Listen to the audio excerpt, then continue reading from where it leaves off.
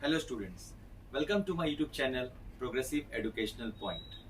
आज है Tempest time, यानी आज मैं आपको हिंदी एक्सप्लेनेशन दूंगा टेम्पेस्ट के एक्ट 3 सीन 1 का।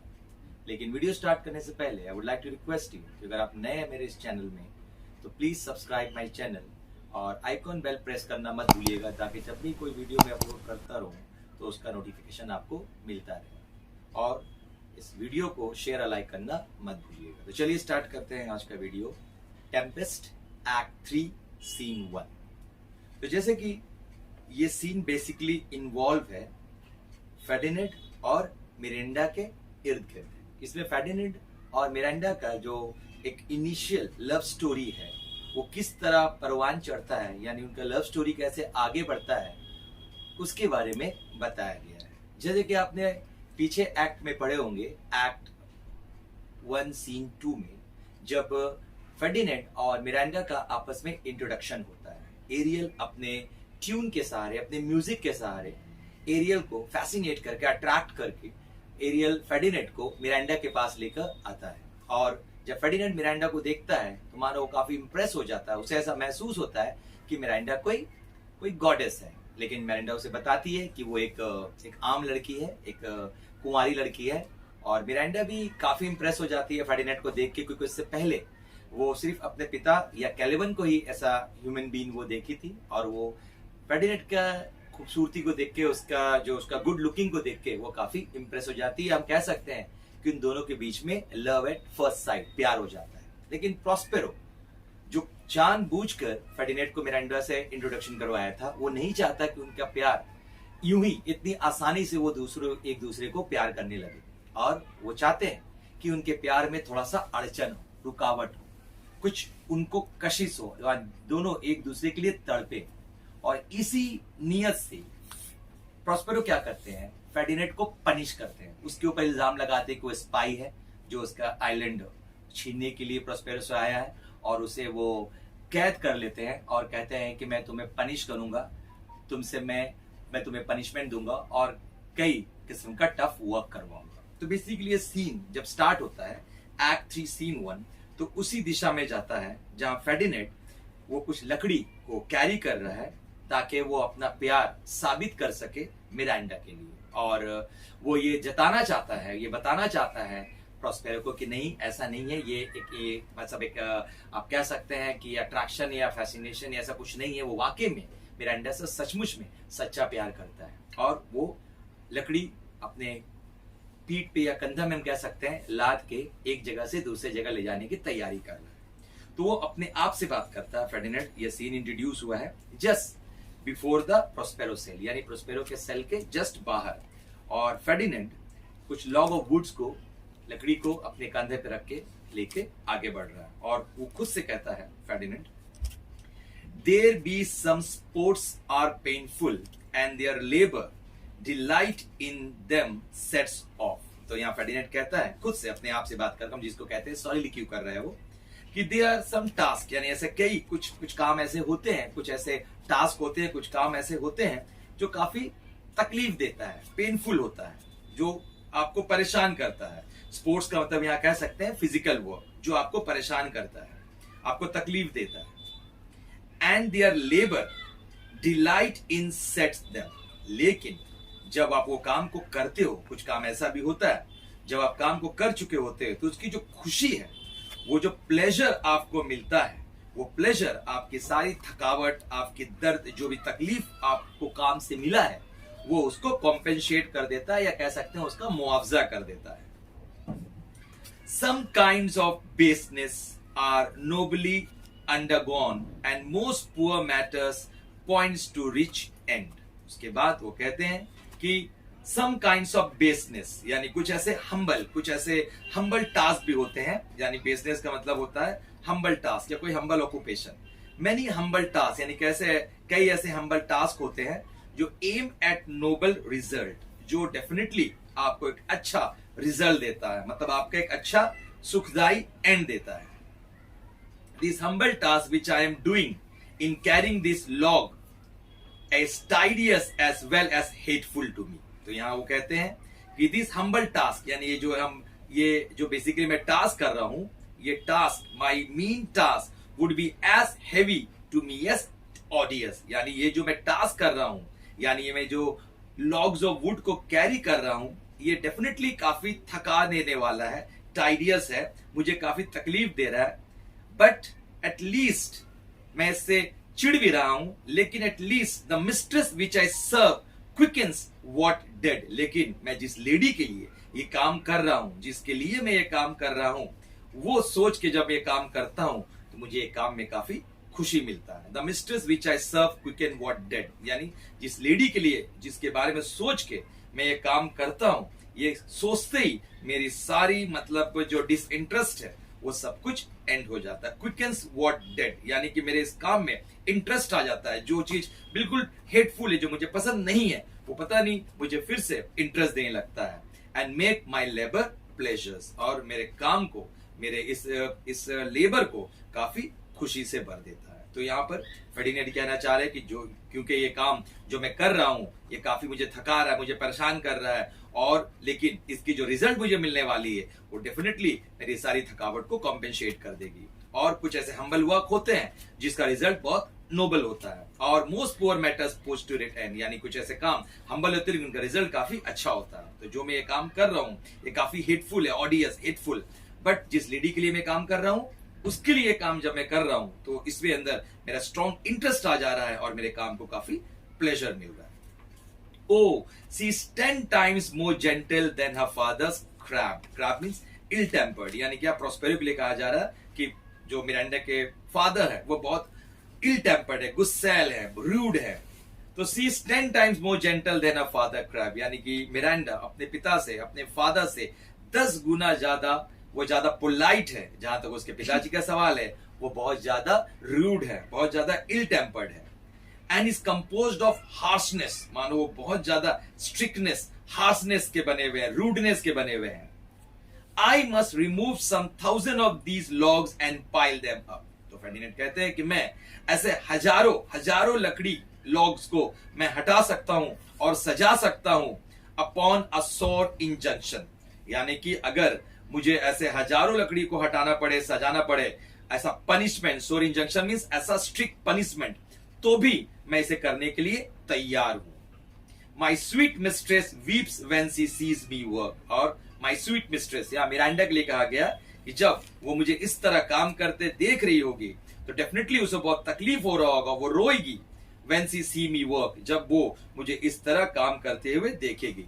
And said such baseness had never like executor I forgot, यानी कि और वो सोचेगी कि मतलब कि इस तरह का हार्ड वर्क मेरे जैसे लोगों के द्वारा नहीं किया जाना चाहिए। मैं इस काम को नहीं कर रहा होता तो उसके लिए ज्यादा अच्छा होता। ये बेसनेस में से जो हम्बल वर्क है, ये जो आपका टफ वर्क है, स्ट्रिक्ट वर्क है, ये शायद मुझे नहीं करना चाहिए था। I forgot but the sweet thoughts do ever refresh my labour, लेकिन मैं अपना काम को भूल जाता हूं। फॉरगॉट मींस मैं अपना काम को भूल जाता हूं। But the sweet thoughts do ever refresh my labours, और मैं जब ये सोचता हूं, मैं मिरांडा के बारे में सोचता हूं, तो ये काम मेरे लिए काफी आसान हो जाता है। मेरे अंदर एक रिफ्रेश, एक नया एनर्जी आ जाता है, एक नया एक्साइटमेंट आ जाता है। मोस्ट बिजी लीस्ट, और मैं मानो जैसा ऐसा महसूस होता है कि मैं काफी फ्री हूं, मैं आराम से ये काम को कर सकता हूं, और ये मैं काम को कर देता हूं। व्हेन आई डू इट, जब मैं काम को कर रहा होता हूं तो मुझे जरा से भी ऐसी कोई मतलब परेशानी नहीं होती। मैं अपने आप को बहुत कम busy, least busy, most busy least busy, मैं अपने आप को बहुत कम बिजी महसूस करता हूं। मतलब मैं काम को बहुत आसान सा लगने लगता है जब मैं मिरांडा के बारे में सोच के ये काम को करता हूं। व्हेन आई डू इट, जब मैं काम को करता हूं। तो इसमें कुछ वर्ड्स का मीनिंग डेफिनेटली आप समझ गए होंगे।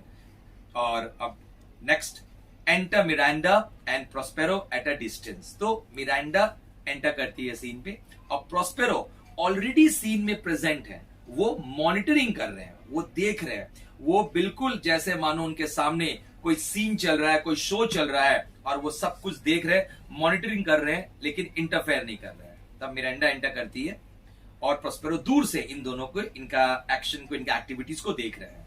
Miranda, alas now pray you work not so hard, I would the lightning had burned up those logs that you are enjoying to pile। तो मिरांडा, इस तरह फेर्डिनेंड को काम करते देखते हुए, इस तरह उसे इतना टफ काम करते हुए देखते हुए वो कहती है, अलास नाउ प्रे यू, मतलब मैं आपसे ये रिक्वेस्ट करना चाहती हूं, work not so hard, please आप इतना मेहनत ना करें, आप इतना टफ हार्ड वर्क ना करें।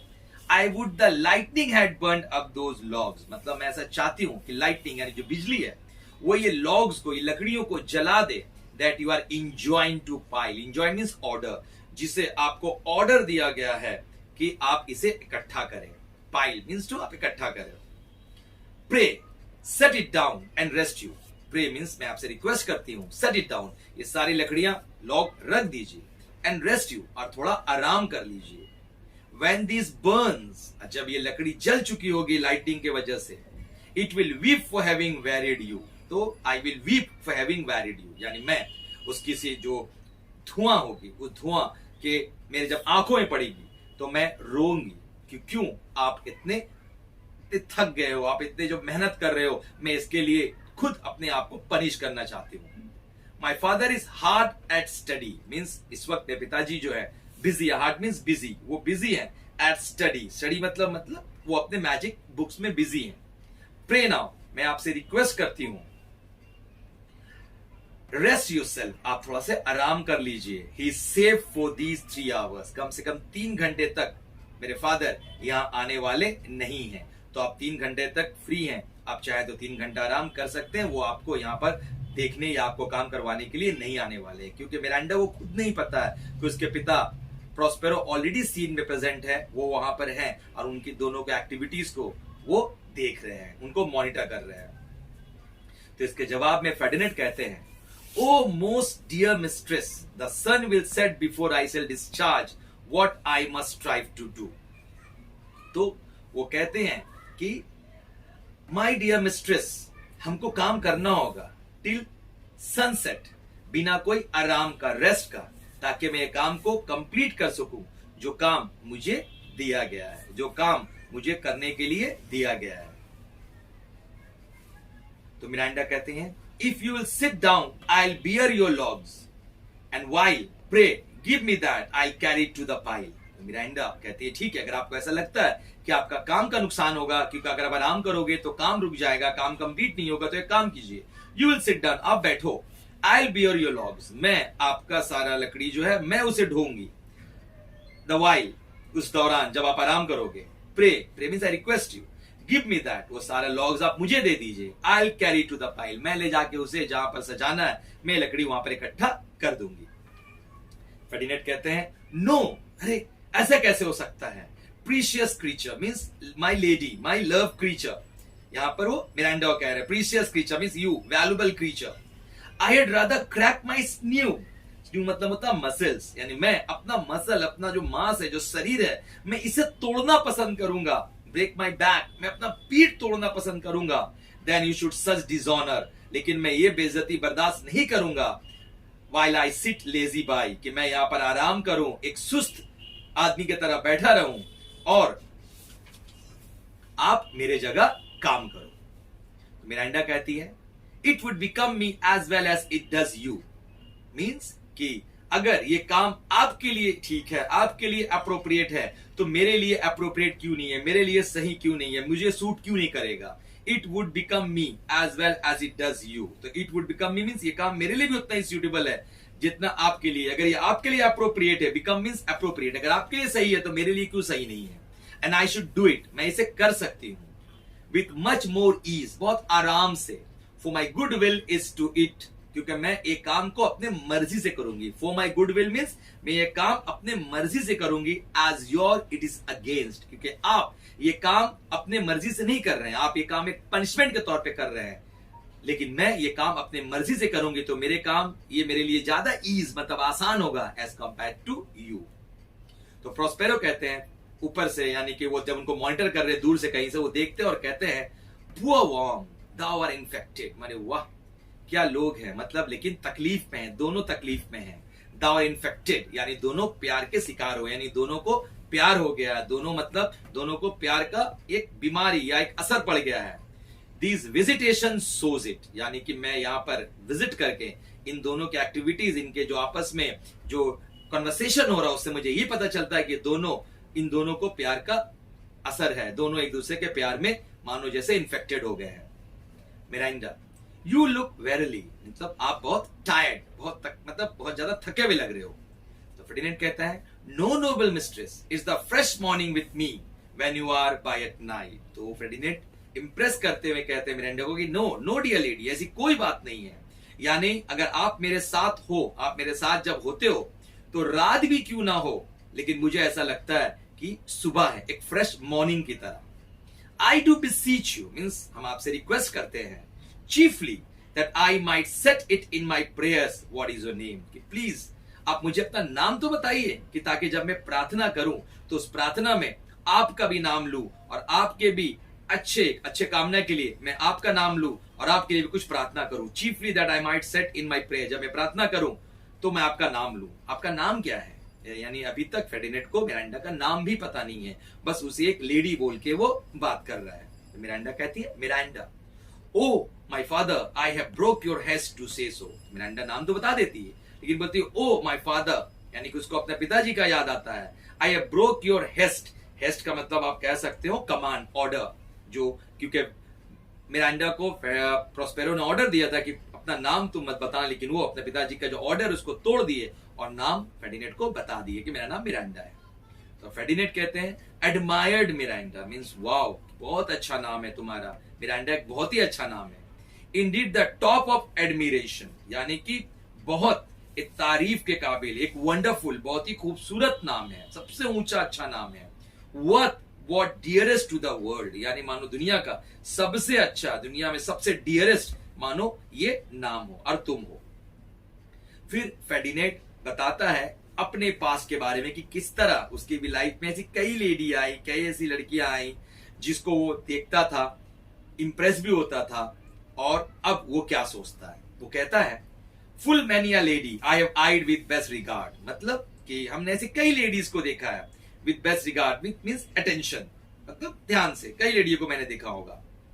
And many a time the harmony of their tongues hath into bondage, और कई बार ऐसा भी हुआ है कि उनका जो टंग है, मतलब उनका मेलेडियस वॉइस, उनका जो मेलेडियस ट्यून है, जो उनकी आवाज है, the harmony means a kind of tune, a kind of beautiful, मतलब एक सुरीला आवाज, हैथ इनटू बॉन्डेज, मानो मुझे अपनी तरफ खींचा है, उन औरतों का, उन लड़कियों का जो सुरीला आवाज है, जिनसे मैं पहले मिला हुआ हूं, वो मुझे अपनी तरफ खींचा है।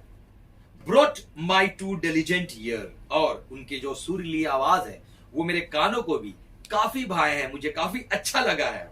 फॉर सेवरल वर्च्यूज, उनके अंदर ऐसे कई खूबियां होंगी। Have I like several women, क्योंकि मुझे ऐसे कई औरतें भी पसंद आई हैं। Never ever with so full soul, लेकिन उनमें से ऐसा कोई भी नहीं रही होंगी जो मुझे पूरी तरह से, मतलब उनकी सारी क्वालिटीज जो मैं चाहता हूं एक औरत में, वो सब क्वालिटीज उनके अंदर हुआ होंगी, या ऐसा रहा होगा। वो पूरी तरह कंप्लीट नहीं, परफेक्ट नहीं थी, बट सम डिफेक्ट इन हर, कोई ना कोई कमी, खामी उनके अंदर जरूर हुआ करता था। Did quarrel with the noblest grace she owed, और डेफिनेटली उनके अंदर कोई ना कोई ऐसी खामी होता था, ऐसा खामी होता था, डिफेक्ट होता था, जिससे उनकी जो गुड क्वालिटीज थी वो कहीं ना कहीं ढक जाती थी। And put it to the foil, और मानो जैसे कि वो उस वजह से कहीं ना कहीं वो रुक जाती थी, थम जाती थी, वो मतलब उनकी क्वालिटीज जो है वो ढक जाती थी। ओ यू सो परफेक्ट, लेकिन तुम जो है बिल्कुल परफेक्ट हो, कंप्लीट हो। एंड सो पियरलेस, और पियरलेस मींस मैचलेस, जिसकी कोई मुकाबला नहीं है। Are created of every creature best, मानो तुम जितनी भी अच्छे गुण हैं, उन सारे गुणों को मिलाकर वो ईश्वर ने तुम्हें एक कंप्लीट लेडी बनाया है। और बाकी जो लेडीज थी वो अपने कोई ना कोई खामी की वजह से वो हार जाती थी, लेकिन तुम्हारे अंदर एक बेसिक कमी नहीं है जिसकी वजह से तुम्हें कोई इम्परफेक्ट कह सके।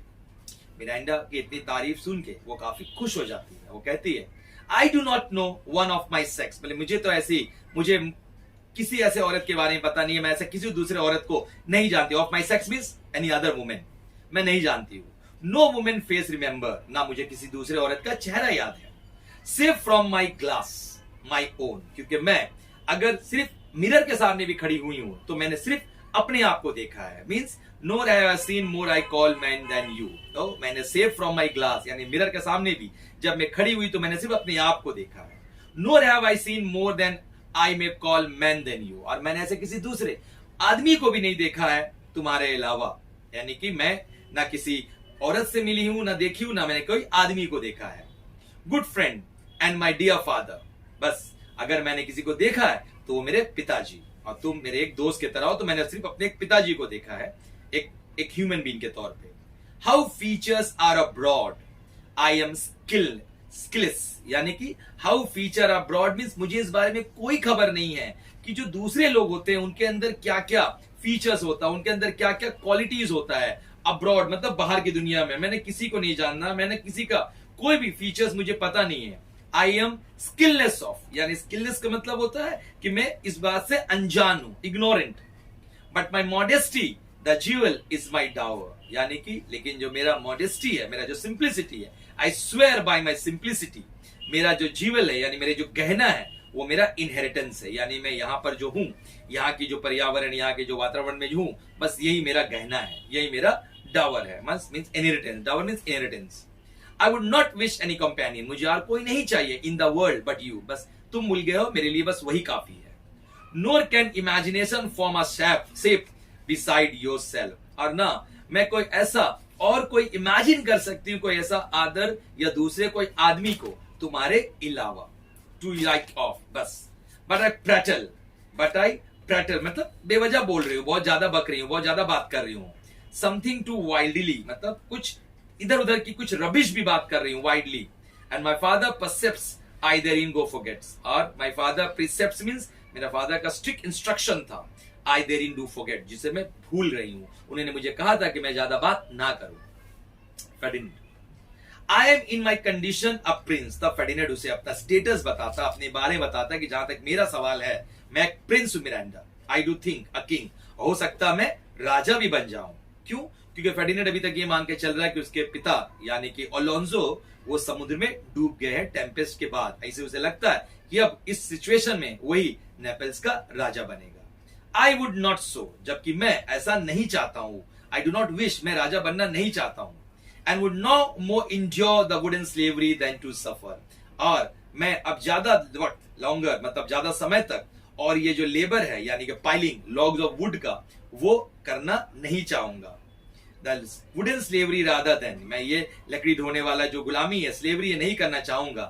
Then to suffer the flesh fly blow my mouth, और मैं अपना ये जो मुंह यानी अपना जो अपना माउथ है इसको मैं और नहीं अलाउ करूंगा फ्लैश फ्लाई को, यानी कि किसी तरीका से पोल्यूट करने के लिए। और flash fly blow my mouth mean किसी फ्लैश फ्लाई को यानी कि ब्लो फ्लाई को आप कह सकते हो मेरे माउथ को पोल्यूट करने के लिए। हियर माई सोल, मेरे बात आप ध्यान से सुनो Miranda. The very instant that I saw you, जैसे ही मैंने आपको देखा, did my heart fly to your service, मानो मेरा दिल मेरे शरीर से निकल के तुम्हारे सामने आ गया, तुम्हारे सर्विस में आ गया। देयर रिसाइड्स, और ये वहीं पर मानो टिका हुआ है। To make me slave to it, और मेरा दिल तुम्हारा गुलाम बन गया है, मैं तुम्हारा गुलाम हूं। And for your sake I this patient log man, और बस सिर्फ तुम्हारे वजह से, तुम्हारे कारण मैं लॉग ऑफ वुड्स को कैरी कर रहा हूं। मैं एक लॉग मैन, एक लकड़हारा के तरह लकड़ी को काट कर ढो रहा हूं। मिरांडा कहती है, do you love me? Ferdinand कहता, O heaven means sure, O earth यानी कि ये आसमान, ये धरती, bear witness to this sound, मेरी बात की गवाह है, जो मैं बताने जा रहा हूं, जो मैं बोलने जा रहा हूं, मेरे प्यार के ये गवाह है। And crown what I profess with kind advent if I speak true, यानी कि अगर मैं सच बोल रहा हूं तो मुझे मेरा प्यार मिले रिवॉर्ड के तौर पे, यानी कि एक सक्सेस के तौर पे। इफ हॉलोइली, यानी कि अगर मैं झूठ बोल रहा हूं, इनवर्ट, तो मेरा जो दुआ है ये उल्टा पड़ जाए यानी अपोजिट हो जाए।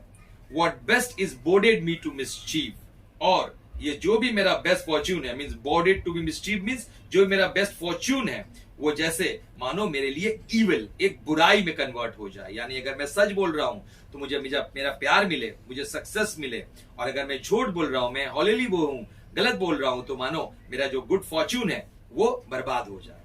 I beyond all limit of what else the world, यानी कि मैं तुमसे प्यार करता हूं, मैं ये बात का मैं ये तुमसे प्रॉमिस कर रहा हूं, मैं तुमसे प्यार करता हूं। आई बियॉन्ड ऑल लिमिट, यानी दुनिया का जो लिमिट है उसके भी आगे, जितना दुनिया उसके भी बाहर जो है, उन सब का मैं हाजिर नाजिर कह के कहता हूं कि मैं तुम्हें सच्चा प्यार करता हूं। Do love, prize, honour you, मैं तुम्हारे प्यार करता हूं और तुम्हारा सम्मान करता हूं।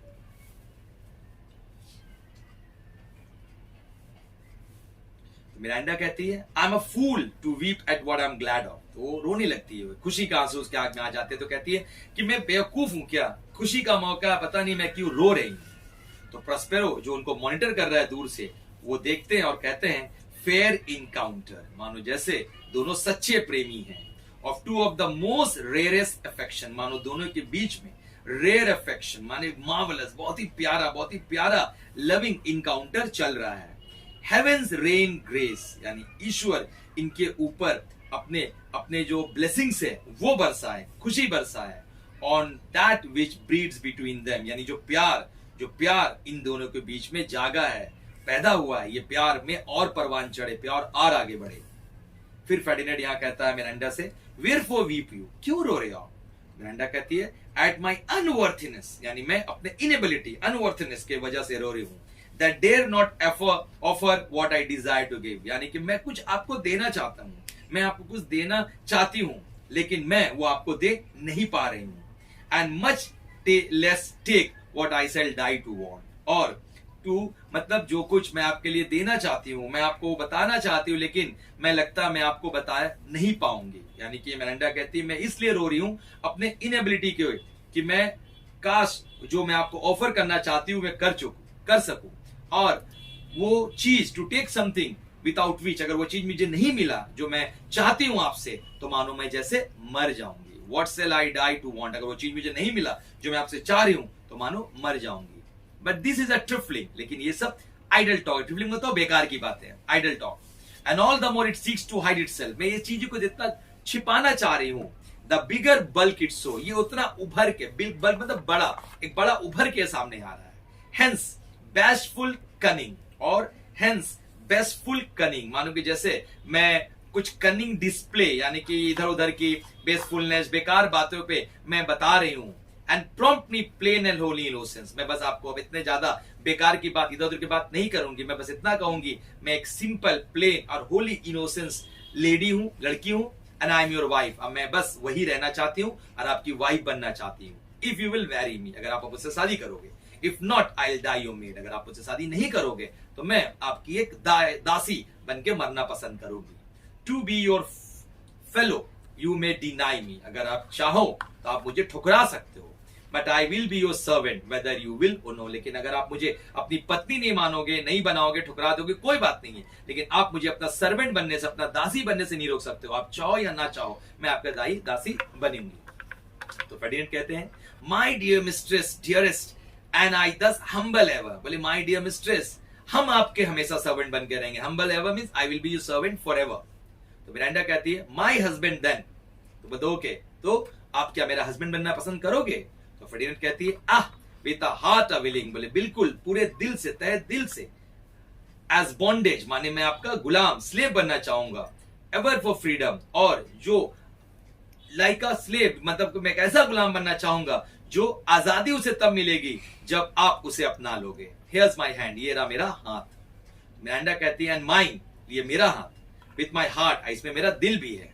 एंड नाउ फेयरवेल, अब वो कहती है कि अब मुझे जाने की इजाजत दीजिए, bye till half an hour, at least आधे घंटे के लिए। तो फेर्डिनेंड कहते हैं 1000 बोले एक हजार फेयरवेल। फेर्डिनेंड और मिरांडा दोनों वहां से अलग हो जाते हैं, सेपरेट हो जाते हैं। और प्रस्पेरो इन दोनों का जो एक्टिविटीज है, इनका जो प्यार है, उनकी जो बातें हैं, इनके जो फीलिंग्स है, इमोशंस है, उसे सुनकर उसे भी लगने लगता है कि वाकई में ये दोनों सच्चे प्रेमी हैं। और प्रस्पेरो कहता है so glad of these as they I cannot be, मतलब इनके ये प्यार का, ये लव अफेयर देख के दो लवर्स का मैं बहुत खुश हूं। Who are surprise with it, लेकिन मैं बहुत surprise, but my rejoicing at nothing can be more, लेकिन मैं फिलहाल अभी इस को ज्यादा सेलिब्रेट नहीं करना चाहता हूं, इसको रिजॉइस नहीं करना चाहता हूं। हाँ, beside the love they have thrill, वो मुझे सरप्राइज किए हैं, वो लोग मुझे बिल्कुल चौंका दिए। मुझे लग रहा था इन दोनों में इतना जल्दी इतना अच्छा स्ट्रॉन्ग लव बॉन्डिंग हो जाएगा। आई टू माई बुक, अब मुझे अपने मैजिक बुक में जाना चाहिए। यट एंड सपर टाइम, क्योंकि अभी खाने का वक्त हो चुका है। Must I perform much business operating, क्योंकि हमको अपना मैजिक के बुक पे जाके देखना चाहिए, पढ़ना चाहिए, उसमें आगे का प्लान क्या है। बिफोर सपर हमको ऐसा बहुत सा काम खाने से पहले, यार supper time means before supper time must I perform much business appertaining, यानी कि मेरा कई काम जो अभी बाकी है, pertaining is relating to my plan, जो अभी बाकी है वो सारा काम भी मुझे अंजाम देना है और मुझे खत्म करना है। तो इसी के साथ एक्ट 3 सीन 1 का हिंदी एक्सप्लेनेशन मैंने आपको दिया। अगर आपको कोई पर्टिकुलर वर्ड का मीनिंग समझ में नहीं आया होगा तो प्लीज कमेंट बॉक्स में उसे आप भेजिए, मैं उसका मीनिंग आपको बताने की डेफिनेटली कोशिश करूंगा। तो होप कि ये सीन आपको समझ में आया होगा। मैं अगला वीडियो में एक्ट 3 सीन 2 का आपको हिंदी एक्सप्लेनेशन दूंगा। Thank you for watching my video.